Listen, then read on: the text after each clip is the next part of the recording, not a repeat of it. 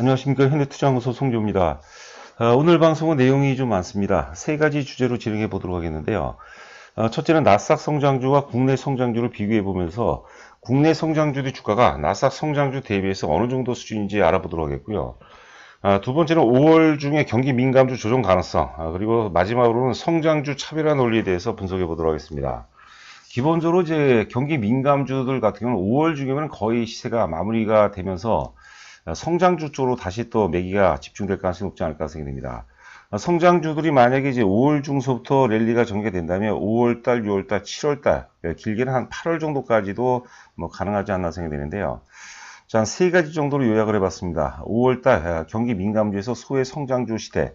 성장주도 이제 마지막 부분에서 말씀드리겠지만 성장주 중에서도 상당 부분 이제 그 차별화가 된다고 이제 보는 거죠. 자, 말씀드린 바와 같이 세 가지. 첫 번째는 이제 나스닥 성장주와 국내 성장주를 비교 분석해 보도록 하겠는데, 미국 성장주 대비해서 대략적으로 좀 러프하게 본다면 주가가 대략적으로 미국 성장주들이 한국의 성장주들이 대략 한 30%에서 40% 정도 수준에 불과하지 않나 생각됩니다. 예를 들어서요. 아마존을 예를 들자면 아마존 같은 경우도 결정적인 이제 플랫폼 모치죠. 물론 이제 계속해서 지속 성장이 이어지고 있는데 이익률은 상당 부분 둔화가 됐다는 얘기가 많이 나오고 있습니다. 반면에 대한민국의 그 대표 플랫폼 기업들 카카오를 예를 들 수가 있는데 카카오 같은 경우는 작년에서 올해 같은 경우도 영업이익 증가율이 뭐 폭발적으로 증가한다고 그러죠. 그래서 전반적으로 봐서는 한국의 성장주들이 나스닥 성장주 대비해서 주가가 지금 한 30%, 한 40% 정도 수준이다. 우리가 등산으로 따진다면 이제 한 3번 우선 나스닥 성장주를 이제 100을 봤을 때 국내 성장주들이 한 3번 우선 혹은 한 4번 우선 정도 그 정도에 이르지 않았나 생각이 됩니다. 자, 두 번째는 이제 그 5월 중에 이제 경기 민감주도 조정 가능성이 높고, 아울러서 이제 경기 민감주들이 조정을 받는다면 성장주 쪽으로 다시 매기가, 시장의 어떤 그 매기가 집중될 가능성이 높다고 보는데, 저희도 이제 내부적으로 이제 많은 어떤 그 토의를 하고 회의를 좀 하고 있습니다. 그런데 뭐 포스코를 비롯해서 뭐 HMM 이런 것들 보면은 거래 상투가 안 나오고 있어요. 거래 상투가 이제 그 뭐 객관적인 거래 상투가 나아진다면 당연히 바로 이제 그 성장주 쪽으로 이제 시황을 이제 틀어버리겠는데 거래 상투가 안 나오고 있어요. 근데 그 자세히 보니까 지금 포스코 기준으로 잠시 후에 또 우리가 자료를 보도록 하겠지만 이격이 이제 동격화 현상이 벌어지고 있습니다. 맨 아래 이제 121선, 그 위에 61선, 21선, 일본까지 거의 이제 간격이 유사해요. 예전에 우리가 이제 기술적 분석을 공부할 때 많이 썼던 내용 중에 하나인데, 이 포스코 같은 경우가 이제 그 40만 원에 근접하면서 이격이 이제 많이 거의 동격화가 벌어지고 있기 때문에, 어떤 기술적 조정이라도 상당히 조정이 불가피한 그런 상황이 아닌가 생각됩니다. 그 월봉을 보시면 아시겠지만 지금 4개월째 경기 민감주들이 2월서부터 올랐거든요. 2월 초서부터 올랐습니다. 2월, 3월, 4월 올랐고 지금 5월달, 4개월째 지금 상승하기 때문에 다음 달까지, 예를 들어서 뭐 6월 달까지 강세 기조가 이어질 가능성은 물론 100%는 아니겠지만 일단 대단히 좀 희박해 보이고 5월 중에 의미는 어떤 그 고점, 의미는 뭐 상투가 나올 가능성이 높지 않을까 생각됩니다. 뭐 파동론으로 본다면 역시 출발점은 뭐 성장주라든가 경기 민감주가 이제 같습니다. 파동론으로 본다, 월봉상 파동으로 본다면 이제 3파동의 끝자락 정도로 해석이 될 것 같고요. 성장주 같은 경우는 지금 5파동이라고 봐야 될 것 같아요. 3파동이 끝난 겁니다. 자, 그래서 이제 5월 중에 조정받을 가능성이 높겠고, 그리고 이제 뭐 반복적으로 말씀드리면 성장주 쪽으로 이제 그 부각될 가능성이 있지 않나 이렇게 생각이 되는데요. 자, 하여튼 그 경기 민감주들이 이렇게 크게 오를 수 있었던 것은 그 여러 가지 환경이 있는데 대표적으로 이제 두 가지죠. 첫 번째는 역시 그 삼성전자라든가 현대차 이런 뭐 우리가 흔히 이제 가치 성장주라고 얘기하는데 가치 성장주들이 조정받는 환경 속에서 이제 그 상승한 거고, 두 번째는 재미있는 게 뭐냐면 외국인들이 사실 외국인들이 순매도를 하면서 경기 민감주도 올라갔어요. 그런데 외국인들도 뭐 팔 만큼 팔았기 때문에 이제 뭐 한 5월 중이라면 외국인들도 다시 순매수로 전환이 되면서 이제 삼성전자, 현대차를 비롯해서 이제 우리가 이제 특히 이제 최근에 많이 강조하고 있는 뭐 하이브 뭐 이런 종목 쪽으로 이제 외국인 순매수가 이어질 가능성이 높지 않을까 생각합니다. 하이브 같은 경우는 외국인들이 최근에 또 굉장히 좀 많이 사고 있습니다. 자, 마지막으로 이제 그 성장주 차별화 논리. 기존에 작년 코로나 직후서부터 현재까지는 철저하게 이제 그 카카오라든가 네이버 중심이었던 그 성장주 논리였죠. 물론 이제 플랫폼 기업도 그렇고 배터리도 그렇고 등등지 많이 올라가는데 뭐 카카오라든가 네이버가 사실 결정적인 어떤 그 주도주였다고 봐야 될 것 같은데, 그 카카오도 그렇고 공교롭게 네이버도 그렇고 지난 그 4월 15일이죠. 4월 15일 여러분들 기억이 나실 겁니다. 4월 15일은 이제 카카오가 액면 분할 이후에 첫 번째 거래가 되는 날이었어요. 그래서 거래량이 굉장히 많이 터졌죠. 거래 상투가 나오면서 장중 최고점이 13만 2,500원 갔는데 거기가 이제 상당 부분 이제 고점 될 가능성이 높아요. 그래서 5월달 같은 경우는 좀 미리 선취할 필요는 없을 것 같고요. 만약에 카카오를 산다면 6월 정도서부터, 그리고 가격으로 따진다면 11만 원 위에서 사고 싶지는 않습니다. 11만 원 미만. 뭐 시장 상황에 따라 좀 틀리겠지만 10만 원이 일시적으로 깨질 수도 있어요. 그런 것들도 좀 대비를 해서 약간 이제 우리가 뭐 적극적인 매수라기보다는 가격대를 나름대로 정해놓고 가격대가 오면은 뭐 계속해서 분할 매수하는 그런 전략이 바람직하지 않을까 생각됩니다. 자, 5월 이후는 이제 소외 성장주라는 것은 소외라는 좀 표현이 어떨지 모르겠는데 오르지 못했던 거죠. 혹은 많이 조정을 받았던 것들. 대표적으로 사실 그 하이브를 들 수가 있겠고, 뭐 스튜디오 드래곤 같은 경우도 굉장히 좋습니다. 그리고 삼성전자, 현대차가 될 수 있겠죠. 지금 삼성전자, 현대차 같은 경우는 지난 1월 11일 고점 이후에 지금 뭐 4개월째 지금 못 가고 있거든요. 삼성 바이오닉스도 지금 작년 6월달 고점 이후에 지금 1년 동안 주가가 못 갔어요. 1년 동안에 못 갔고, 저희가 조금 일찍 주력주에 편입했어요. 지난주에 좀 일찍 편입했는데, 하여튼 그 최근에 또 한 이틀 정도 강세를 보이고 있는데, 삼성 바이오닉스가 충분히 1년 가까이 조정을 받았기 때문에, 이번에 다시 역사적 고점을 돌파할 가능성이 뭐 상당 부분 높지 않을까, 그런 생각을 해봅니다.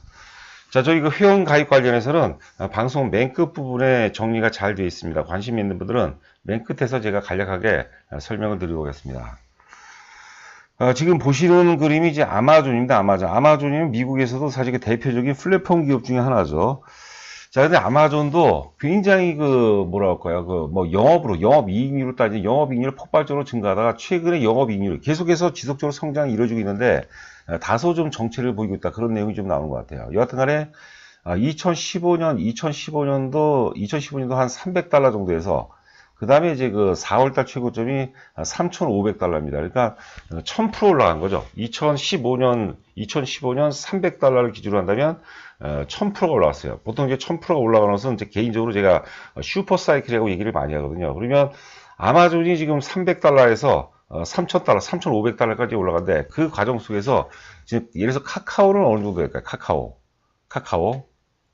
카카오 같은 경우는 제가 보기에는 한 1000달러 정도 부분이라고 보시면 될 것 같아요. 1000달러. 이게 1000달러니까 1000달러에서 또 3000달러까지 올라갔죠. 200% 또 200% 이상 또 올라갔죠. 자, 그리고 하이브 같은 경우는 더 바닥권이죠. 하이브 같은 경우는 뭐 아직 뭐 아마존에 대비한다면 오른 게 없다. 그럴 정도로 이제 바닥권에서 출발하기 때문에 나름대로 이제 안정성을 확보한 상태에서 우리가 충분히 뭐 기대 수익을 도모해 볼 만한 그런 종목이 아닌가 생각이 되고 있습니다. 자, 다음은 이제 그 삼성전자가 되겠는데요. 삼성전자 같은 경우는, 물론 이제 2014년도, 15년도 고점 대비, 보통 이제 한 3만원 정도 기준으로 한다. 3만원에서 9만원 올라갔죠, 9만원. 그러면 우리가 수익률로 따진다면 300%가 아니라 수익률로 따지면 이제 200%가 올라갑니다, 200%. 그러면 앞서 이제 아마존 대비해서는 많이 못 간 거죠. 그리고 2017년도 최고점, 이제 58,000원, 한 6만원 정도라고 치면 6만원 정도 기준으로 본다면 6만원에서 한 50%밖에 못 올라간 거예요. 그러니까 뭐 앞서 이제 오프닝에서 말씀드린 것처럼 아마존 대비한다면 뭐 다양한 종목 여러분들 살펴보시기 바랍니다. 애플도 좋고 그다음에 뭐 테슬라도 좋고 뭐 구글도 좋고 다 좋은데 뭐 아마존이 가장 뭐 보편적인 그런 성장주가 아닌가 생각됩니다. 그래서 그 삼성전자가 2015년도, 2016년도 고점 대비해서는 수익률로 따지면 200%밖에 안 올라가고, 그 다음에 이제 2017년도 고점 대비 대략 한 5만원대 후반, 6만원 치죠. 6만원 기준으로 한다면 뭐 한 50% 정도, 50%, 한 60% 정도 수익에 난 거에 불과하죠. 그러니까, 지금 이제 그 한국의 성장주들이 나스닥 성장주 대비해서 상당 못 갔어요. 그냥 러프하게 본다면 한 30%, 많이 가봐야 한 40% 정도, 그 정도 수준이 아닌가 생각이 되고 있습니다. 자, 카카오를 한번 보도록 하죠. 카카오가 액면 분할되기 전 고점이 역사적 고점이 18만 3천원이었습니다. 제가 그런 것도 있지 않아요. 하여튼 액면 분할됐는데 대략 뭐 한 4만원 부분이라고 치죠. 4만원에서 13만원 올라갔어요. 13만원. 역시 4만원 13만원이니까 수익률로 따진다면은 사실 그 얼마 안 되죠. 4만원 그러니까 뭐 한 200% 좀 넘게 수익이 난 거죠. 자, 카카오가 그렇고, 그 다음에 네이버 같은 경우도 한 대략 한 20만원에서 40만원 갔으니까 수익률로 따지면 이제 한 100%가 올랐고요. 터무니없이 적게 올라갔다고 봐야 될 것 같아요. 물론 이제 그 대과거로 돌아가면 네이버 같은 것도 굉장히 많이 올랐죠. 자, LG화 한번 보더라고요, LG화. 뭐 2018년도 고점, 대략적으로 역시 한 40만원대가 되겠는데, 40만원대에서 100만원 올라갔으니까 뭐 100, 한 50% 정도, 150% 정도. 많이 올라간 게 아니죠. 자, 삼성바이오로직스 보시게 되면 이제 그 올해, 죄송합니다. 작년 6월 달 고점 이후에 80만원대 고점 이후에 1년 동안 못 갔어요. 물론 이제 상장 초반에 주가가 대략적으로 한 20만원 정도라고 이제 보시면 될거예요. 15만원에서 20만원 정도. 고점으로 따지면 20만원이 좀 안 되는데, 여하튼 간에 한 20만원이 치죠. 20만원으로 본다면 20만원에서 80만원 올라갔기 때문에 400% 정도 올라갔죠. 400% 올라갔는데, 2018년도 고점 기준으로 본다면은 뭐 대략적으로 한 50% 정도 올라가고에 불과한 겁니다. 그러니까 역시 나스닥 성장률 대비해서 상당 못 갔고요. 앞서 말씀드린 바대로 작년 6월 고점 대비해서 한 1년 가까이, 지금 5월 달이니까 정확히 1년 조정을 받았죠. 1년 충분한 어떤 그 물량 소화 과정을 거쳤기 때문에 이번에 이제 5월 소외 성장주 중에서 뭐 바이오의 대표격으로 해서 이번에 그 삼성바이오로직스가 다시 또 역사적 고점 최고가 88만 3천원이네요. 저희가 예전에 그 삼성바이오로직스를 40만원에서 주력주에 편입했습니다. 작년이죠, 작년. 그리고 100만원 논리를 말씀드렸는데 요번에 이제 그 88만원 돌파하게 되면 100만원을 넘어간다고 봐야겠죠. 뭐 최소한 뭐 한 120만원 정도까지는 우리가 충분히 추론 가능한 그런 목표가가 아닌가 생각이 됩니다. 자, 이제 두 번째는 이제 경기 민감주들 5월 중에 이제 조정받을 가능성이라는 주제였죠. 자, 이제 포스코 월봉 차트가 되겠습니다. 2014년도 1월서부터 월봉 차트가 되겠는데요. 주가라는 게 희한한 게 전 저점에서는 이제 반등하려는 속성이 있고 또 전 고점에서는 조정받으려는 속성이 있어요. 그러다 보니까 박스권 이론이 그래서 탄생하는 게 아닌가 생각이 되는데요. 자, 포스코는 재미있는 게 지금 이제 뭐 포스코뿐만이 아니라 경기 민감주 전반이다 그렇습니다. 2월서부터 올라왔어요. 2월서부터. 지금 월봉 맨 오른쪽 화살표 보이시죠? 맨 오른쪽 월봉 보시면 월봉상 1월 달에는 뭐 삼성전자도 그렇고 그 현대차도 그렇고 다 전반적 시장 전반이 다 조정 받았어요. 지수 자체도 조정을 받았죠. 그런데 삼성전자 1월 고점이게 지금까지 조정 중이에요. 그런데 포스코를 포함한 이제 경기 민감주는 2월 초서부터 바로 양봉을 보입니다. 2월 초에 그 강렬하게 상승을 보이면서 2월 달, 3월 달, 4월 달까지 오르고 5월 달까지 이게 양봉을 보이고 있어요. 그런데 지난번에 이제 말씀드렸지만 뭐 40만 원을 이제 살짝 정도 돌파할 수 있겠죠. 근데 40만 원이 굉장히 강력한 어떤 저항선 역할을 가능성이 굉장히 높죠.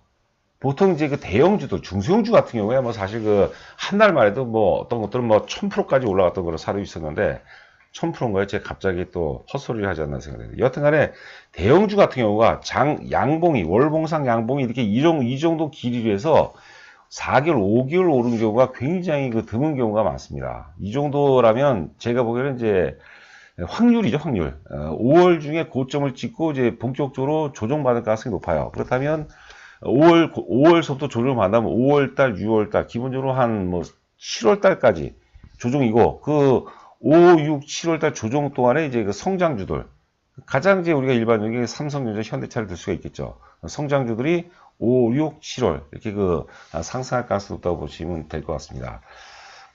제 방송을 여러 차례 들으신 분들은 이해가 갈 거예요. 제가 시세라는 게, 주가라는 게 시소 논리하고 같다고 했어요. 주도주 논리는 그런 역학관계에 의해서 결정이 된다고 보는 거거든요. 그 시소라는 게, 혹은 이제 우리가 널뛰기가 그런 원리죠. 한쪽이 오르기 위해서 반드시 반대쪽이 빠져줘야 된다는 거죠. 그러니까 경기 민감들이 2, 3, 4, 5월까지 강세를 보이는 결정적인 이유는 뭐 복합적인 게 있어요. 뭐 실적 장세고 실적도 좋아지고 그러지만 뭐 삼성전자 실적이 안 좋은가요? 현대차도 올해 영업이익이 뭐 7조 정도, 작년에 2조였죠. 거의 컴퓨터 점프하는데도 지금 뭐 전혀 못 올라가고 있죠. 아무리 좋은 호재가 나오더라도 못 올라가고 있어요. 이것은 시세의 역학관계입니다. 수급이 굉장히 중요한 거예요. 수급이.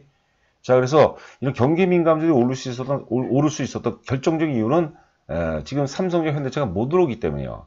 우리가 그 밀림 있죠, 밀림. 보통 이제 그 사자나 호랑이, 뭐 삼성전자를 사자라고 치고, 현대차를 뭐 호랑이 정도라고 보죠. 사자나 호랑이가 배가 고파서 이제 그 먹잇감을 찾으러 정글을 왔다 갔다 할 때, 뭐 하이에나든가 늑대라든가 이런 것들이 같이 이렇게 같이 뭐라고 할까요? 정글에서 같이 부딪히게 되면 살아남기가 굉장히 힘들죠.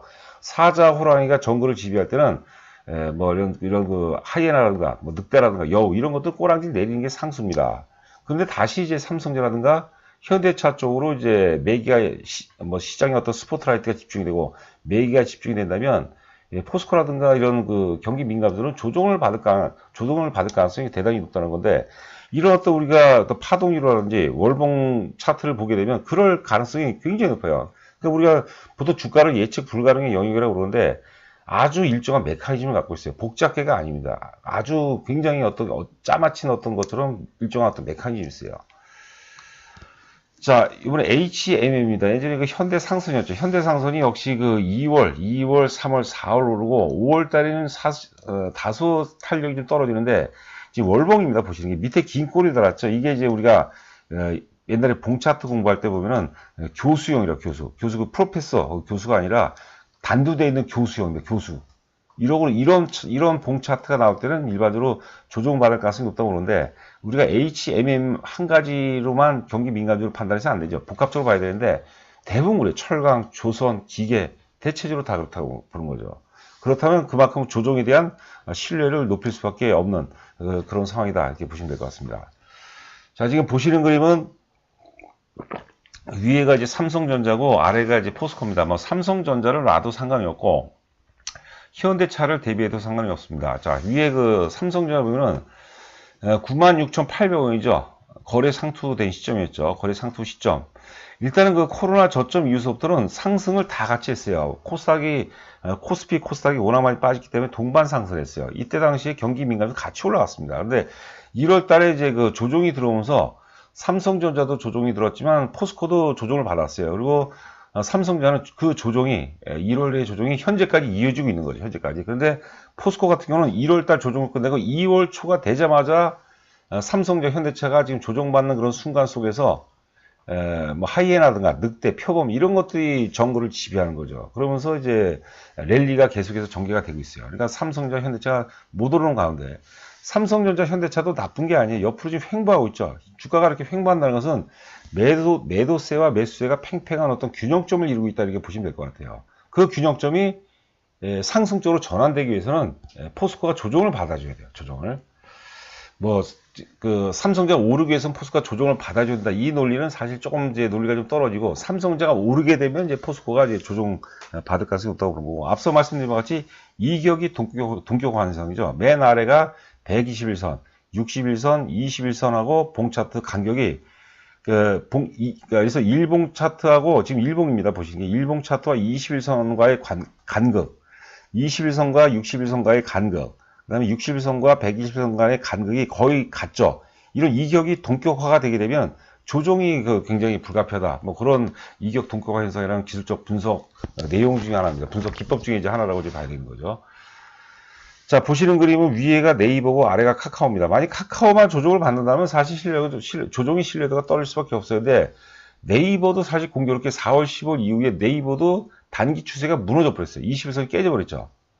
그렇기 때문에 사실 오늘도 보니까 카카오가 증권사 애널리스트 보고서가 10개 이상 나온 것 같아요. 아까 제가 외웠었는데 깜빡 잊었네요. 하여튼 그 좋은 보고서가 굉장히 많이 나왔습니다. 뭐 다음 주에 제가 또 기회가 되면 말씀드리겠는데 여하튼 간에 그런 호재가 절대적으로 지배하는데도 불구하고 못 오르죠. 네? 호재에 굉장히 둔감한 거죠. 주가 기본적으로 악재에도 불구하고 오르는 주식이 좋은 거라고 했죠. 호재에도 불구하고 오르지 못하는 것은 좀 안 좋은 거예요. 수급체계가 약간 좀 왜곡이 되고 훼손이 됐다. 이렇게 보시면 될 것 같아서 카카오도 그렇고 네이버도 그렇고 요번에 이제 다시 경기 민감주가 조정받는 가운데 성장주 쪽이 부각이 된다면 카카오라든가 네이버는 다소 좀 소외될 가능성이 굉장히 높다. 이렇게 보시면 될 것 같아서 어제 방송을 보면은 카카오가 아니라 바닥에서 출발한 하이브가 시장을 주도할 성장주를 이끌어가고 주도할 가능성이 높다고 제가 어제 말씀드렸던 거죠. 자, 하이브 한번 보도록 하겠습니다. 굉장히 좋죠. 하이브의 출발점은 올해 1월 초서부터 바닥을 찍고 이제 출발했다고 봐야 될 것 같아요. 1월 4일인가에 보면 거래가 좀 제법 많이 늘죠. 거기가 이제 출발 신호탄이에요. 거래량이 참 대단한 것 같아요. 보면 어때요, 여러분들? 저점의 길이가 일정하죠. 굉장히 좋은 모습이에요. 굉장히 좋은 모습이죠. 이런 데서는 여러분들 이런 데서는 우리가 평화롭게 편하게 또 주식을 살 수 있는 구간이에요. 이러다가 어느 순간 되면은 저점의 길이가 체증하거든요. 그러면은 굉장히 또 급해지죠. 그럼 막 충동 매매하고 추격 매수가 막 그런 경우가 있어요. 그러니까 그러기 전에 다소 좀 물린다 그런 생각으로 좀 적극적으로 매수했으면 좋겠어요. 제 얘기 명심하세요. 물론 제 얘기가 틀릴 수가 있어요. 100%라는 게 어디 있습니까? 근데 우리의 논리에 의한다면 하이브 같은 경우는 일단 기본적으로 최소 내년 상반기까지 한국 증시를 뭐 그냥 제가 보기에는 좌지우지하고 한국 증시를 크게 이끌어갈 그런 핵심 주도주라고 봐야 될 것 같아요. 제가 이제 누차 말씀드렸죠. 카카오 같은 국내 최고입니다. 저 인정해요. 근데 하이브는 어떻습니까? 하이브는 세계 최고 기업으로, 세계 최고 엔터테인먼트 플랫폼 기업으로 우리가 반드시 재해석해야 됩니다. 여기서 한 단계 더 오르게 되면 만만치가 않거든요. 그러니까 뭐 회원분들 잘 아시겠지만 포트폴리오, 여러분들 투자 금액에 그럼 개인의 몫이겠지만 절대 비중을 저희는 하이브에다가 저는 이제 하이브 비중을 높여야 된다 생각을 하고 있습니다. 자, 저희 VIP 회원 모집 관련해서는요, 가입 금액과